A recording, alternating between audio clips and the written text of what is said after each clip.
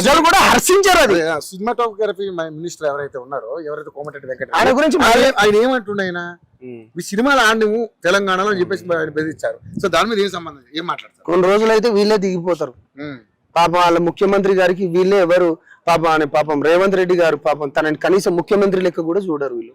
చాలా బాధ అనిపిస్తుంది. ఎందుకంటే ఎంత బాధ అనిపిస్తుంది అంటే పాపం ఆయన మంత్రులు ఆయన వచ్చి కూకునేటప్పుడు క్యాబినెట్ మీటింగ్ పెడతారు కదా, కుర్చీలలో కూకునేటప్పుడు కనీసం పాపం అరే ముఖ్యమంత్రి తట్టు కూడా అరే కట్టేసి కదా, గౌరవం కదా.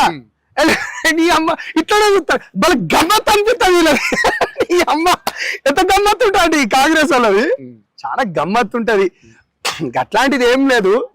4 రోజులు యూట్యూబ్లల్లా ఆ ఇన్సిడెంట్ ఒకటి పాపం కోమటిరెడ్డి అన్న మాట్లాడకపోయేటోడు. ఎందుకంటే అనిరుద్ధ్ రెడ్డి పాపం ఆయన ఎవరో ప్రజలకు తెలియదు, అనిరుద్ధ్ రెడ్డి ఎవరో ప్రజలకు తెలియదు. లోకల్ నేను కూడా ఒక స్టేట్ ఫిగర్ ని కావాలి. నాకేం తెలుసు అన్న, నాకేం తెలుసు, నాకు తెలియదు అన్న. ఇప్పుడు నువ్వు నాకు తెలుసు అంటే నన్ను ఏం చేయమంటే ఇప్పుడు నాకు తెలియదు అని ఏం చేస్తాంటావు? నాకు తెలియదు అన్న. ఎందుకన్నా మీరు గుచ్చి మళ్ళా దీన్ని కాంట్రవర్సీ చేసి ఏం చేయమంటావు అన్న? ఏం పనులు చేసిండు ఆయన? నియోజకవర్గానికి ఏమైనా పనులు చేసిండా? లేకపోతే అక్కడ ఉన్న ఎస్సీ ఎస్టీ బీసీ బిడ్డలకి ఏమైనా మంచిగా చేసిండా? లేకపోతే ఏమైనా విద్యార్థులకు ఏమైనా మంచిగా చేసిండా? లేకపోతే విద్యార్థుల తరపున ఏమైనా పోరాడిండా అనిరుద్ధ్ రెడ్డి? జీవో 29 వల్ల మొత్తం అందరం లాస్ అవుతున్నామని ఏమైనా చెప్పిండా ఏంది? అరే అక్కడున్న భూములు లాక్కున్నారు కదా, పక్కన కొడంగల్ రైతు బిడ్డలను లాక్కున్నప్పుడు వాళ్ళని బేడీలు వేసుకుంటూ అక్కడ ఎక్కడికి తీసుకుపోయిండు? మన సంగారెడ్డి జైల్లో పెట్టిండు కదా, వాళ్ళ గురించి ఏమైనా పోరాడిండా? ఏం మాట్లాడతారు రవి గారు, మీరు కూడా సీనియర్. నేను అనేది ఏంటంటే అదే ఒక ఎమ్మెల్యే తెలియదంటే అంతే, అతను గురించి ఏం తెలుసుకోలేకపోవడం. ఏమని తెలిసేది? నువ్వు మంచోని అయితే తెలుస్తుంది, నువ్వు ఏడ మంచోని. నువ్వు ఒక అటెన్షన్ రావాలని నువ్వు పాపం నువ్వు అక్కడెక్కడో జడిచెర్లది, అక్కడెక్కడో నువ్వు కొంచెం మొత్తుకున్నావు. నీ తర్వాత ఏంది? అరే నీ అమ్మ ఇక స్వతహాగా ఇప్పుడు ఇది బలమూరి వెంకట అనేటాన్ని ఒక విద్యార్థి ఉద్యమ నాయకులు లెక్క ఒక 30-33 ఏళ్ళు దాకా ఉంటాయి. అది నేను కూడా మాట్లాడాలి అనుకునేటట్టు మాట్లాడిండు. కోమటిరెడ్డి గారి ఇష్యూ ఏంది?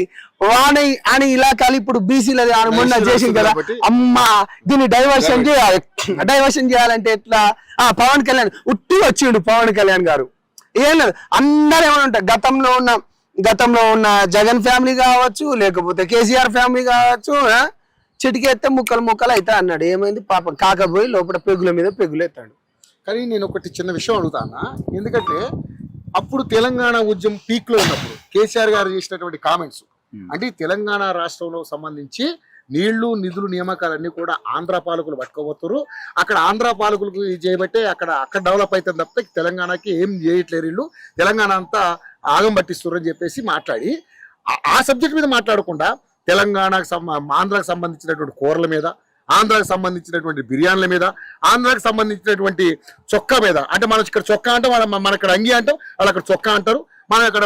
మనమేమో ఒక పాట మీద కూడా ఆయన కామెంట్ చేసిండు, బుల్లి కారున్న షోకిల అబ్బాయి అనే దాని మీద బుల్లి అంటే మన తెలంగాణలో బుల్లి అంటే ఏమంటారా ఇట్లా మాట్లాడి అంటే అంత వ్యంగ్యంగా మాట్లాడినటువంటి వాళ్ళు మరి ఏమైపోయారు? వీళ్ళంతా ఎక్కడికి వేరు? వీళ్ళంతా నేనేమంటున్నా అంటే తెలంగాణ ఉద్యమం, తెలంగాణ ప్రజలు, తెలంగాణ ఆకాంక్ష అది చాలా గొప్పది.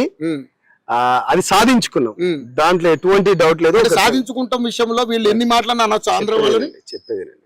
తెలంగాణ ఉద్యమం వచ్చినప్పుడు అది ఎమోషన్స్ కి సంబంధించింది, అది ఎమోషనలైజ్డ్ కి సంబంధించింది కాబట్టి అది వేరు. తెలంగాణ ఉద్యమం అయింది. వినండి రవి గారు, మళ్ళా టాపిక్ మొత్తం వినండి. నేనేమంటున్నా అంటే అప్పుడు వాళ్ళు అన్నారు, వీళ్ళు అన్నారు, వాళ్ళు కూడా వచ్చేసి వాళ్ళు కూడా అన్నారు, వీళ్ళు కూడా అన్నారు. తెలంగాణ ఉద్యమం అనేది అది పవిత్రమైంది, అది పక్కన పెట్టండి. తెలంగాణ సాధించుకున్నాం, తెలంగాణ బిడ్డలం అమరులైనం. దాని తర్వాత ఎందుకంటే దీనికంతా ఇయ్యకపోతే విద్యార్థులు, ఉద్యమకారులు మెడల వంచి, రాజకీయ నాయకుల మెడలు వంచి తెలంగాణను తెచ్చుకున్నాం, అయిపోయింది.